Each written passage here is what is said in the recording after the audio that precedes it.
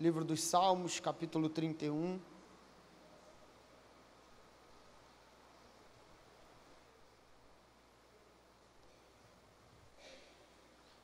Do versículo 21 ao versículo de número 24.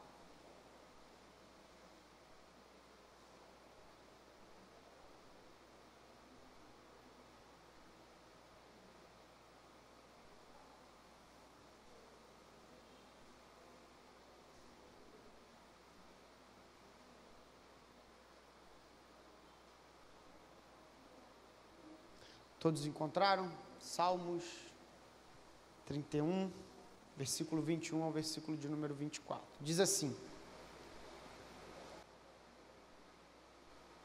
Bendito seja o Senhor, que engrandeceu a sua misericórdia para comigo numa cidade sitiada.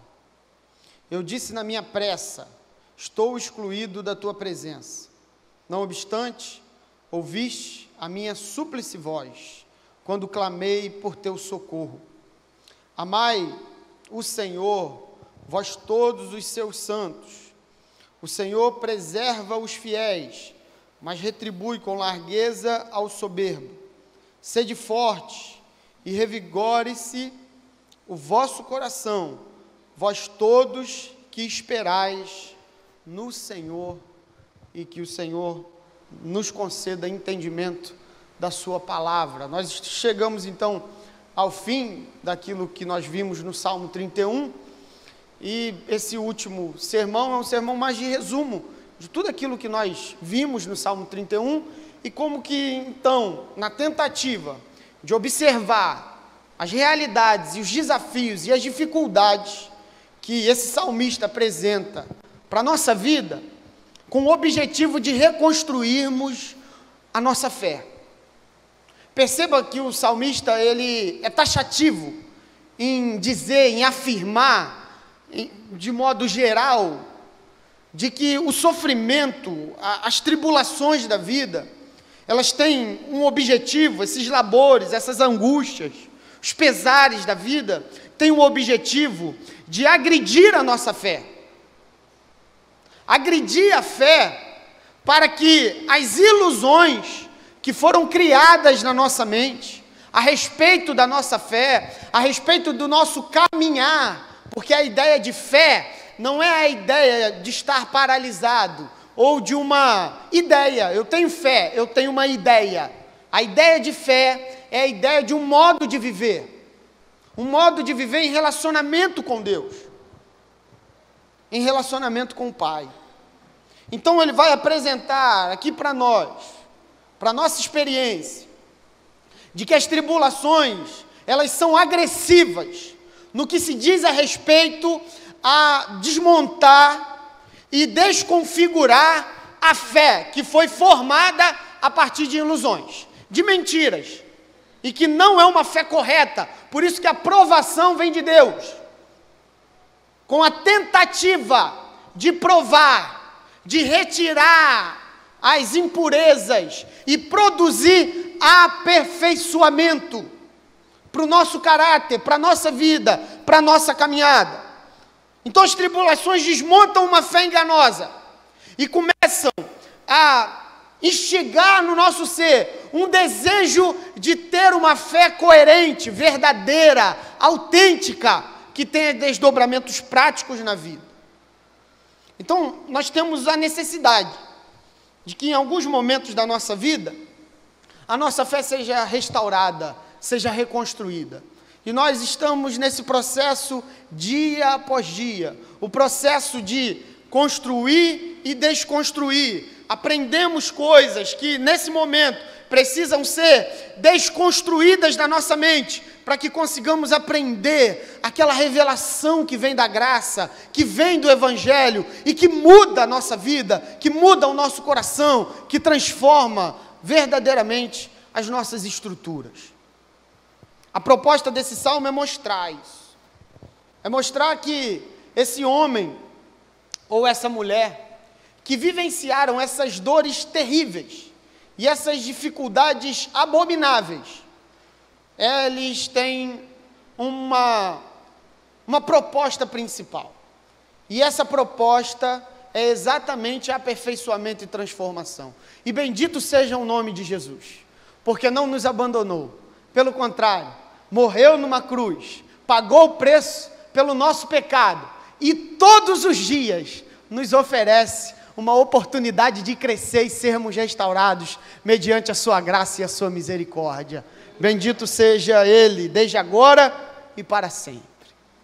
E a reconstrução da fé depende exclusivamente da nossa capacidade de perceber os princípios essenciais da fé do Evangelho.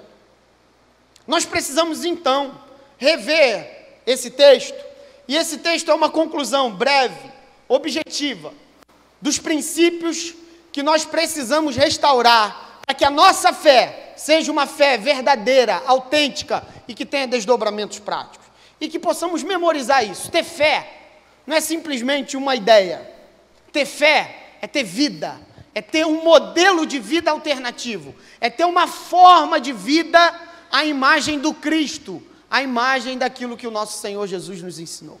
E o primeiro princípio que precisa ser reconstruído na nossa experiência, o próprio salmista vai estabelecer no versículo 21, que é o princípio da adoração.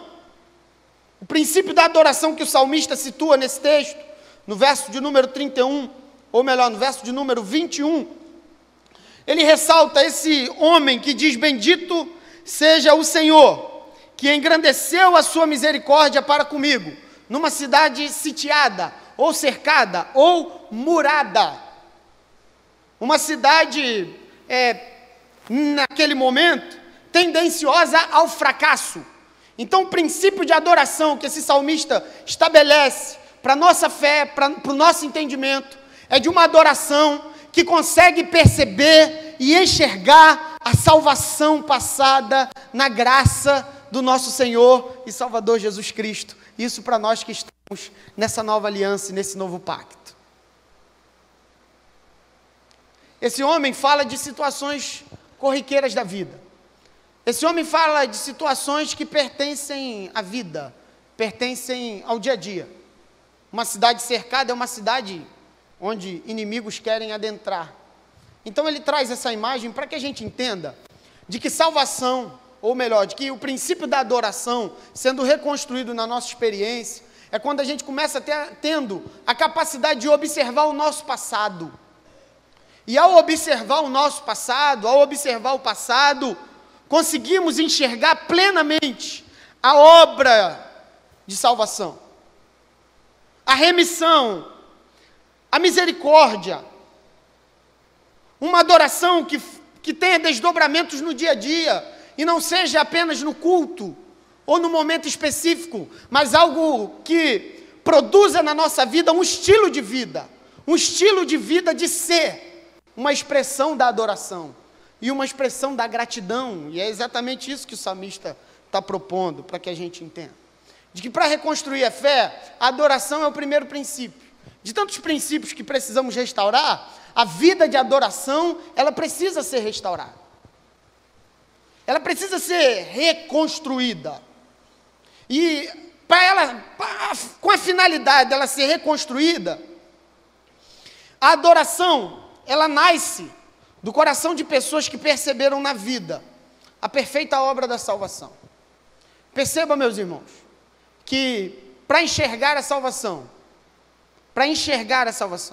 é necessário ter uma boa visão do passado.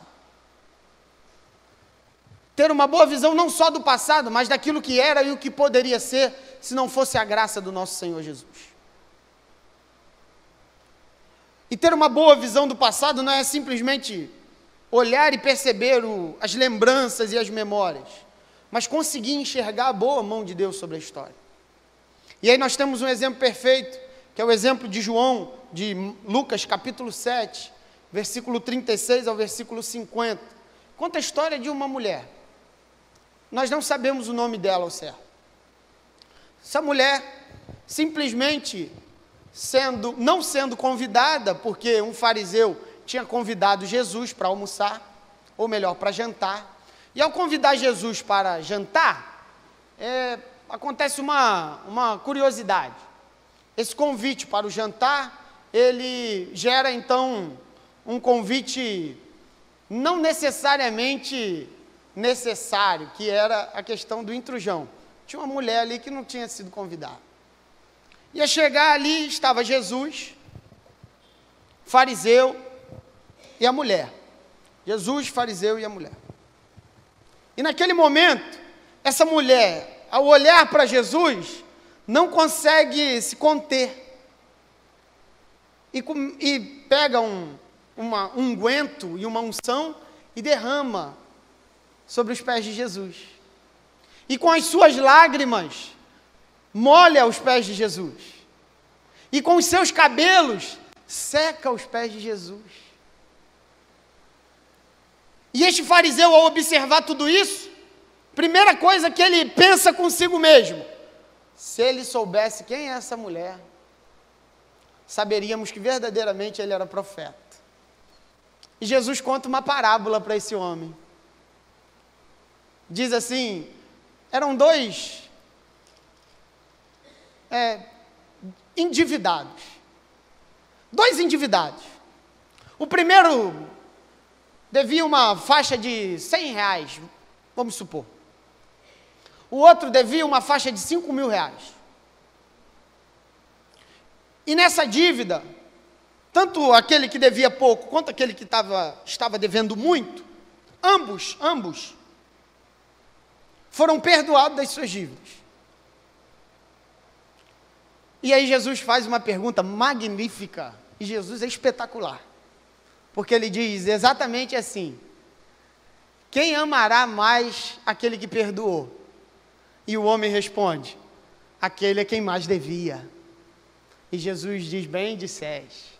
Veja essa mulher, ela consegue enxergar o passado dela, ela consegue enxergar quem ela era, ela consegue enxergar o caráter dela plenamente, e consegue enxergar a queda, a imperfeição, o pecado dela, ela consegue enxergar. Por isso que ela muito me ama, porque eu lhe perdoo muitas vezes. Mas você está mais atento à vida alheia do que à sua própria vida. Adoração nasce do coração de pessoas que sabem ler perfeitamente a sua própria existência. De pessoas que sabem observar e olhar para o passado e ver: eu poderia ser tantas coisas. Cercado de propostas malignas, conheço bem o meu caráter, sei quem eu poderia ser. Gente ruim, maligno, desejoso em produzir o mal. Mas a graça de Deus me alcançou quando eu não merecia nada disso. Nós precisamos reconstruir a adoração no nosso coração. Não só a adoração no nosso coração, mas na adoração como princípio de fé. Porque a adoração surge de corações infinitamente gratos. De corações que conseguiram com a graça de Deus olhar para a sua vida pessoal e dizer: miserável homem que sou, quem me livrará do corpo dessa morte? Apóstolo Paulo, capítulo 5 de Romanos: bendito seja o Senhor, Jesus Cristo. E aí ele entra no capítulo 8 dizendo: nenhuma condenação há para aqueles que estão em Cristo Jesus, e que não vivem mais segundo a lei, mas sim segundo o Espírito.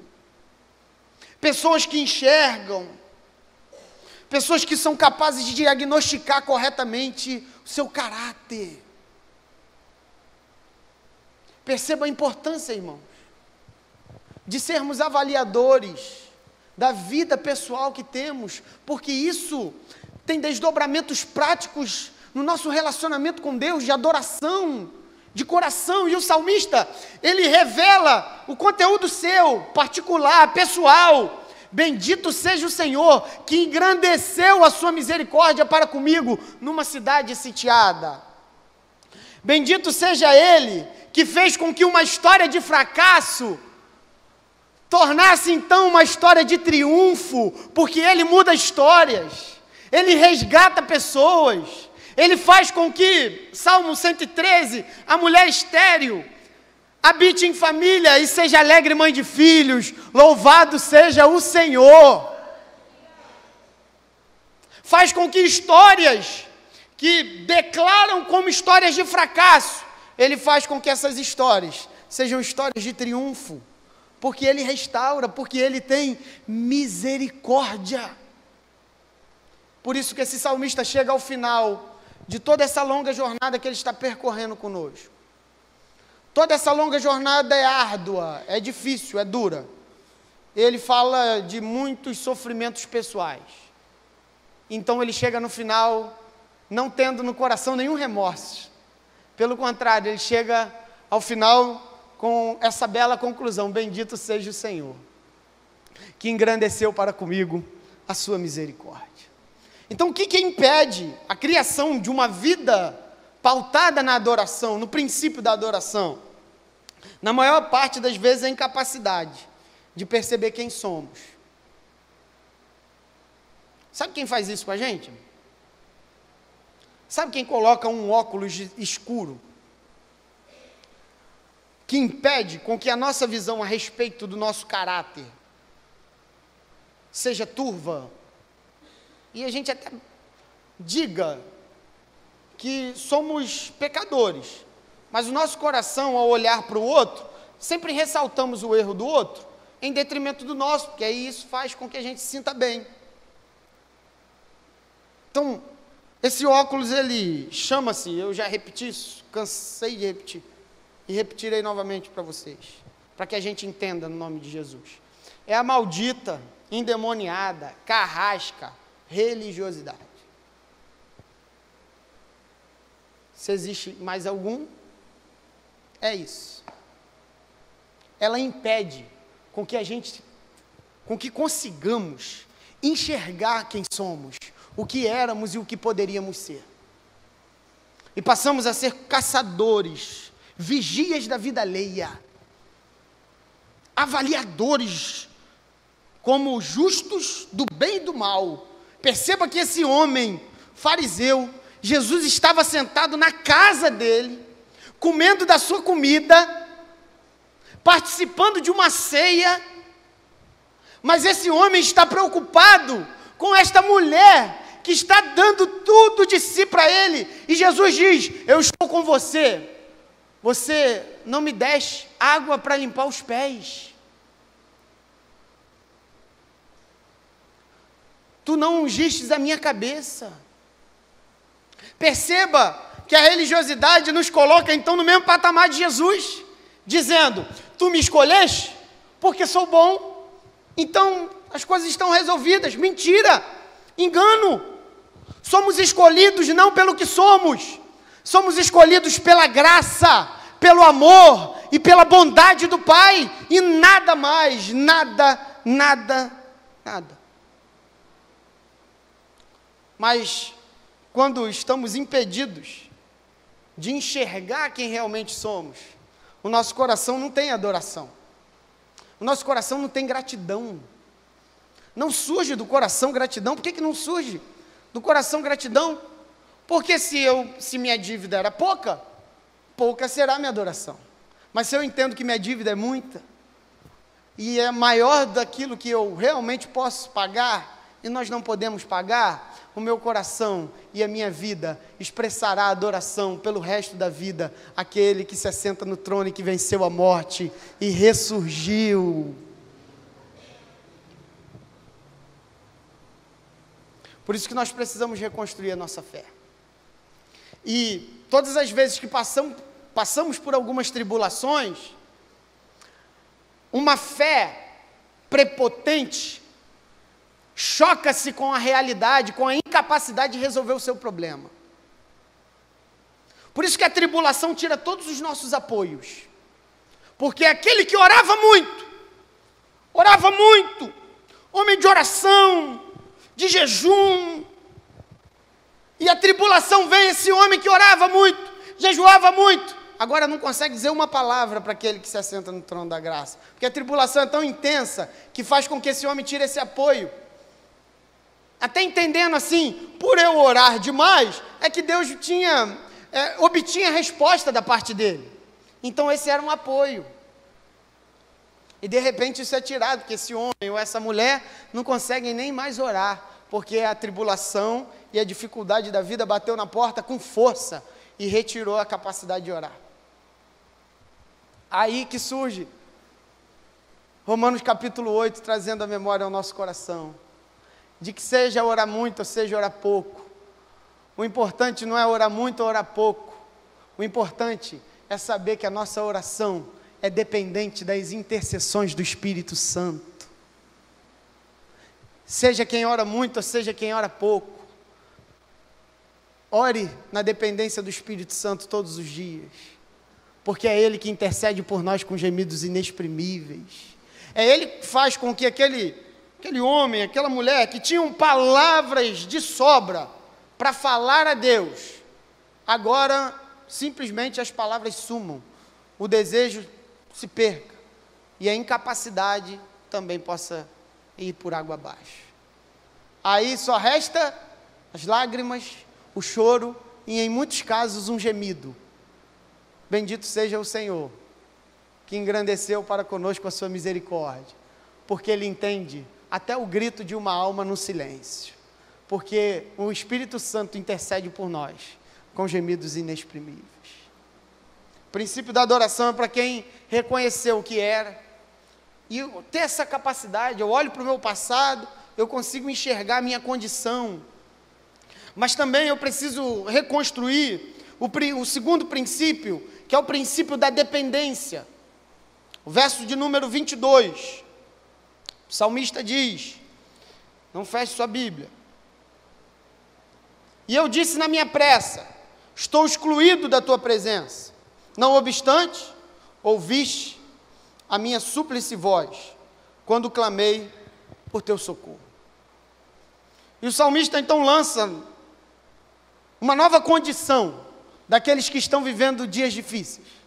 E a condição daqueles que estão vivendo dias difíceis é desconfiar da providência divina. A tendência daqueles que estão passando por dias difíceis é realmente desconfiar da providência divina. Aí perceba que o salmista consegue diagnosticar que houve um momento da história dele que ele desconfiou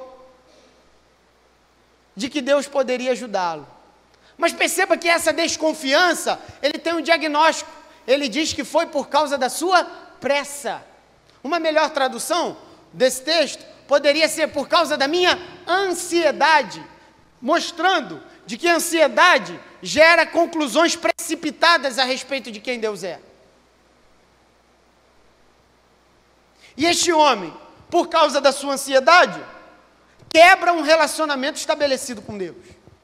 Esse homem, por causa da sua pressa, declara: estou banido da sua presença. Como Deus, como se o Pai, em Cristo Jesus, nos abandonasse em meio às nossas aflições e dificuldades. Mas isso é verdade? O salmista diz que não. Essa conclusão é de quem tem a vida direcionada pela ansiedade. Perceba, e a intenção do salmista dizer sobre dependência, é de que dependência é um enquadramento. O homem tomando a forma que Deus deseja para ele. A ideia de dependência que o salmista desenvolve, e nós precisamos restaurá-la na nossa vida e na nossa consciência, é uma dependência onde nos coloca enquadrados, firmados, estabelecidos dentro do perfil e propósito de Deus para a nossa história. Não é Deus que enquadra-se na nossa condição e no nosso momento. Não é Deus que toma a forma da nossa situação. Somos nós que tomamos a forma de Deus para cada momento da nossa vida. É Deus quem nos direciona a desenvolvermos certos caráteres, algumas características, alguns modelos que nós precisamos desenvolver, porque esse é o perfil de dependência na minha e na sua vida, um enquadramento, uma necessidade de me tornar aquilo que é a vontade do Pai para esse momento da vida no qual eu estou vivendo. Então, esse momento da vida no qual eu e você estamos vivendo, ele exige da minha parte e da sua parte, de que busquemos a vontade de Deus e sejamos enquadrados no seu querer e naquilo que Ele deseja para a nossa história. E para isso, algumas verdades precisam ser destacadas. Primeiro, o Pai não age segundo a nossa ansiedade. O Pai não age segundo a nossa ansiedade. Esses homens, e essa nossa ansiedade nos conduz a conclusões precipitadas. Porque, por isso que o salmista diz, a minha pressa me conduziu a olhar para o Senhor com desconfiança, e dizer assim, eu acho que o Senhor não é tudo isso. Eu acho que o Senhor não é bom. E aí uma vida que é governada pela ansiedade, uma vida governada por esse sentimento de ansiedade, trará conflitos à existência, ao relacionamento de Deus com esses homens. Porque esses homens, dirigidos e direcionados pela ansiedade, tendem a olhar para Deus com desconfiança, porque exigem de Deus a necessidade de que Deus enquadre-se na minha necessidade nesse momento. De que Deus tome a forma que eu preciso, porque Ele é quem me serve, e não o contrário. É Ele quem precisa de mim. Ele precisa enquadrar-se nas minhas necessidades, e não o contrário. Porque a ansiedade, e muitos de nós enfrentamos isso aqui, a ansiedade é a tentativa humana de ditar as regras, de desejar que Deus realize e faça de acordo com as minhas pressuposições e o meu entendimento, impondo para Deus um modelo, impondo para Deus uma verdade, impondo para Deus uma forma de ser. Só que Deus não age segundo a nossa ansiedade, e bendito seja Ele por isso. E a maior parte das realidades que são desenvolvidas no Senhor Jesus Cristo são frutos de processo. Por Deus nos amar, por Deus te amar e me amar, Ele irá nos processar, irmão. Ele irá nos conduzir em um processo de transformação. Nada na nossa vida é formado, nada na nossa vida é formado de repente, do nada. Tudo é fruto de processo. Talvez hoje você esteja vivendo exatamente um processo de aperfeiçoamento, de preparação, de capacitação, de aperfeiçoamento. Meu irmão, viva essa oportunidade que Deus tem oferecido a cada um de nós. Viva esse momento com intensidade, porque esse é o momento de crescimento, esse é o momento de tirar blocos de fé que foram colocados, que não tem nada de evangelho, e nessa hora, viva o momento de desconstruir tudo, e sermos refeitos à imagem do Cristo, para uma vida melhor e com qualidade.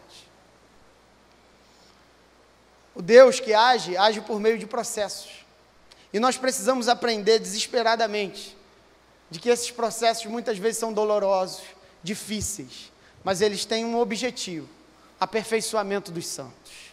Se você está nesse processo, alegre-se, porque é uma demonstração clara de que Deus tem interesse na sua vida. Se esse processo está sendo gerido em você, a partir de dor e dificuldade, alegre-se, porque Deus tem interesse na minha vida e na sua vida. Isso ninguém pode mudar.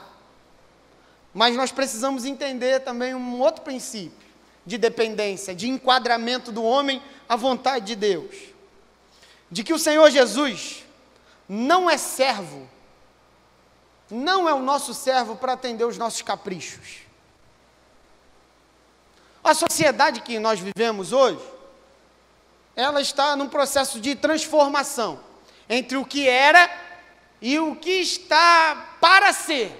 Nós estamos no meio, entre a identidade passada, você pode ver, a nível de família, sempre tem essa conversa, os pais do passado não são os mesmos pais do presente.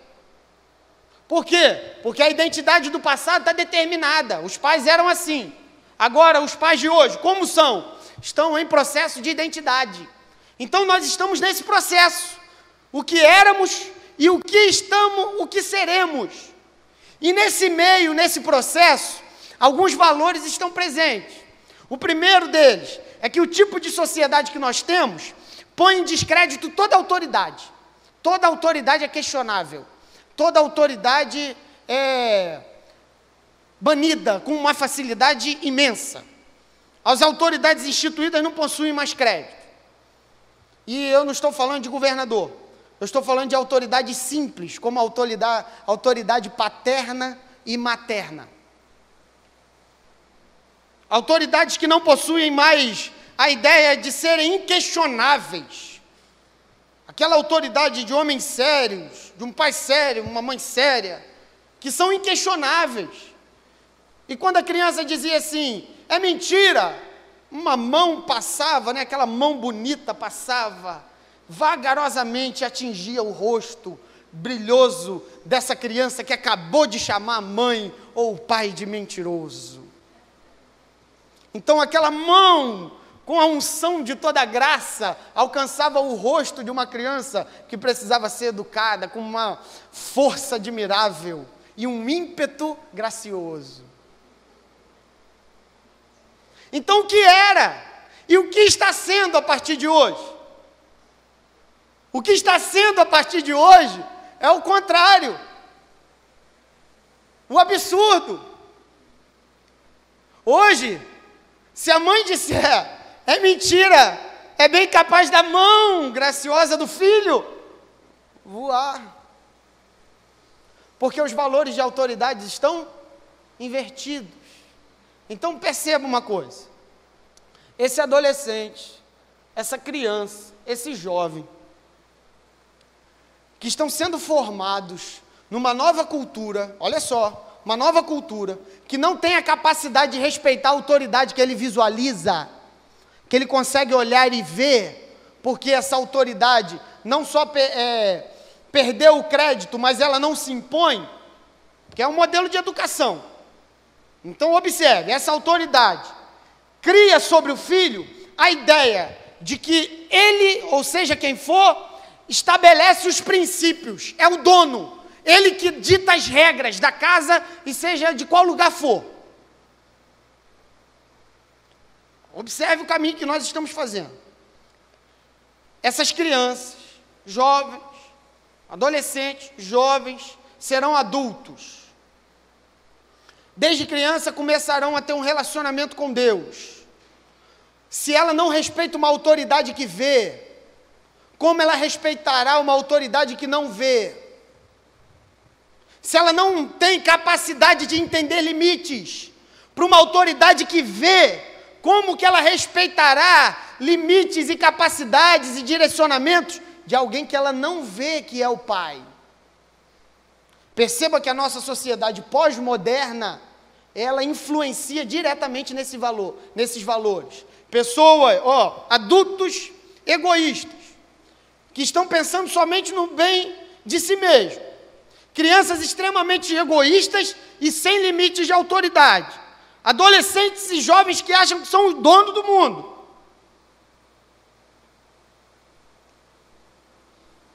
Não só do mundo, da casa. Aí esse adolescente, pensa comigo aqui, irmão, em nome de Jesus.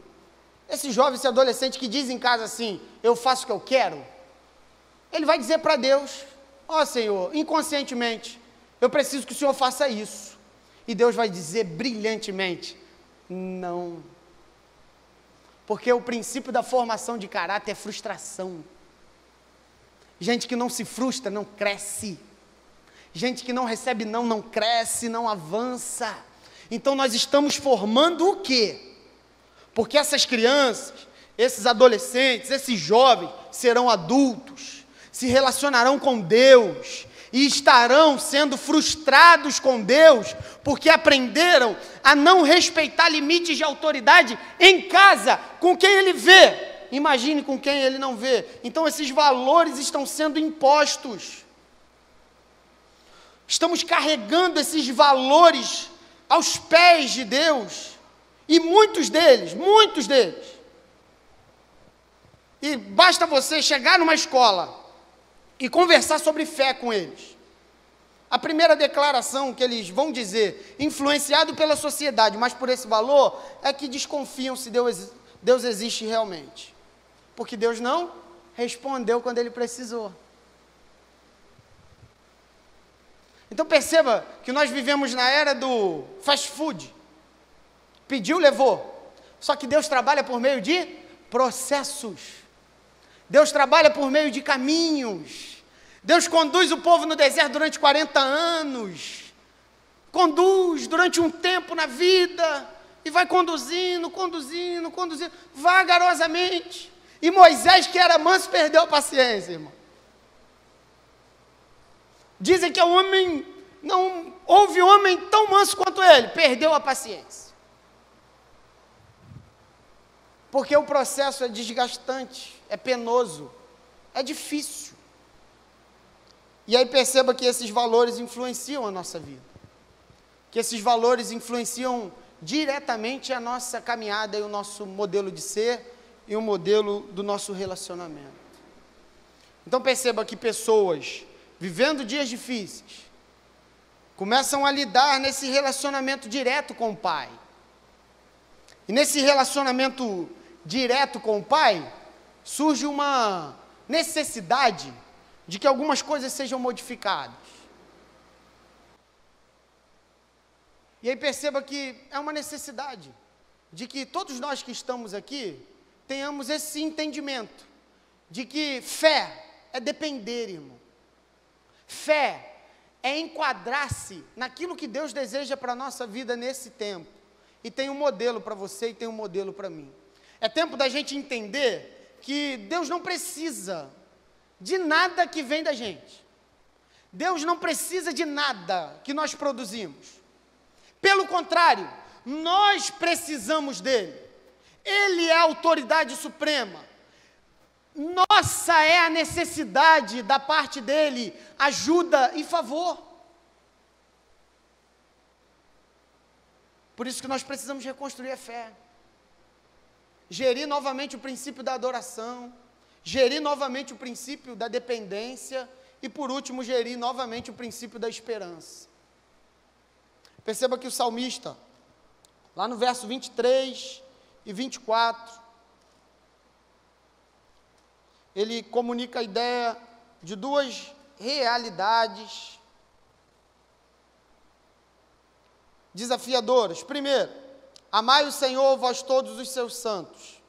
O Senhor preserva os fiéis, mas retribui com largueza ao soberbo. Sede fortes e revigore-se o vosso coração, vós todos que esperais no Senhor. Perceba que esse chamado à esperança é que ele faz um convite a uma ação prática. Esperança não é, infelizmente, aquela ideia que nós temos, de que eu estou esperando algo como provável. Aqueles que esperam no Senhor, não é a ideia de uma probabilidade. Eu estou esperando algo acontecer, mas não sabe se esse algo acontecerá ou não. Todas as vezes que há essa declaração de esperança na Bíblia, essa esperança tem a ver com certeza e convicção. Estou certo e convicto de que isso acontecerá.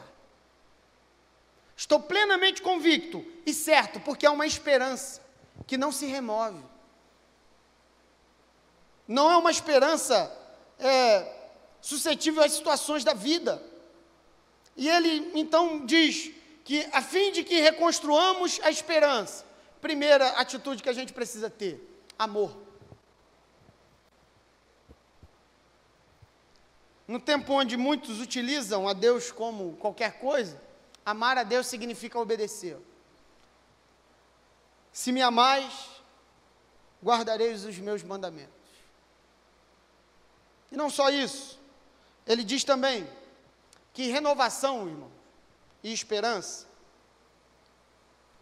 renovação e perseverança, é uma atitude particular nossa. Não é Deus quem nos revigora, somos nós que, a partir da esperança, nos revigoramos. Não é Deus quem produz esse revestimento, segundo esse salmista, não é Deus que produz esse estado de perseverança, de revigoração, de disposição. Não é Deus quem faz isso. Somos nós, que a partir da nossa esperança, temos a capacidade de sermos ajudados pela graça de Deus. O maior desafio nosso, irmãos, é entender o que Paulo diz para Timóteo, capítulo 4, versículo 10. Ora, é para esse fim que labutamos e nos esforçamos sobremodo, porquanto temos posto a nossa esperança no Deus vivo, Salvador de todos os homens, especialmente dos fiéis. Esperança gera perseverança. Esperança gera capacidade de revigorar as nossas forças e continuar caminhando. Talvez nesse tempo, a nossa vida, por algumas situações, comece a passar por uns processos de abatimento, cansaço, desgaste, dificuldades. Então, naturalmente, essas coisas acontecem com a gente. Faz parte da vida. Mas a gente precisa entender também que nós temos uma esperança que ninguém pode mudar. Nós temos uma esperança que é verdadeira.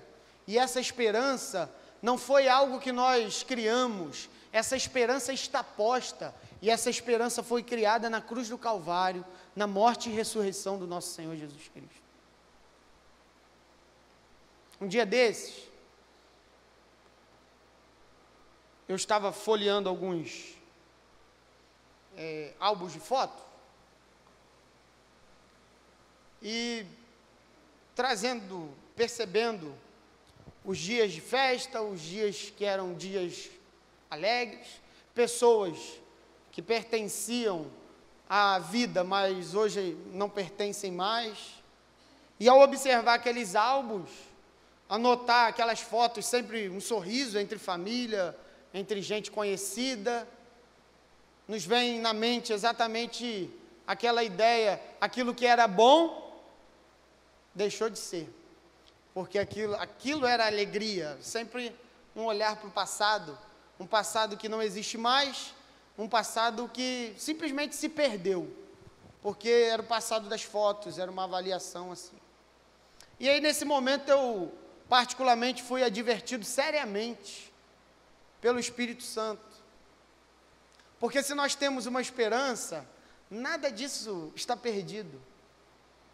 Nada dessas memórias que nós temos, elas estão perdidas. Pelo contrário, se somos o que somos, porque fomos formados no passado por meio desses relacionamentos. Então nada disso está perdido, porque nós temos uma esperança viva e real. Nós temos uma esperança verdadeira, uma esperança que ninguém pode mudar. E essa esperança começa na morte e na ressurreição do nosso Senhor e Salvador Jesus Cristo. Tudo está nele, nada está perdido. Todas as coisas pertencem e estão providenciadas e seguras no nosso Senhor e Salvador Jesus Cristo. Que nesse tempo consigamos, irmãos, reconstruir nossa fé. Você está vivendo um período, um processo difícil? Aproveite esse momento. Para quê? A utilidade de quê? A fim de que as estruturas falsas e mentirosas que nós criamos da fé sejam retiradas e quebradas e consigamos reconstruir uma vida saudável, cheia de fé e graça no nosso Senhor e Salvador Jesus Cristo, para a glória do nome do nosso Senhor. Nada está perdido, tudo ainda continua. A vida deixou de ser um breve momento, a vida passou a ser simplesmente o caminho até chegarmos à eternidade. Que nessa noite possamos reconstruir essa imagem, reconstruir o nosso coração e reconstruir tudo aquilo que desejamos em Cristo Jesus para uma fé verdadeira, uma fé firmada no Evangelho, para a glória exclusiva do nome de Jesus. Que Deus abençoe sua vida, abençoe sua família, abençoe-nos nessa noite.